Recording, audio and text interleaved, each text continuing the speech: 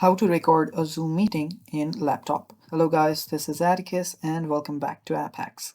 In today's video, I'll teach you guys how you can record a Zoom meeting in your laptop. So without any further ado, let's dive right into it.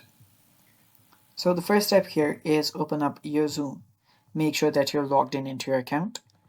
After you do that, start a meeting or join a meeting. So let me just turn those off and start.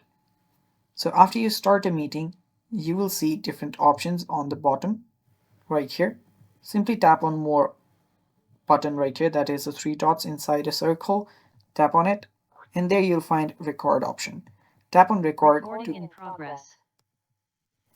Now start recording your meeting and that's basically it. Recording stopped. And that's how you do it, guys. Thanks for watching. That's all for today's video. Stay tuned for more and bye-bye.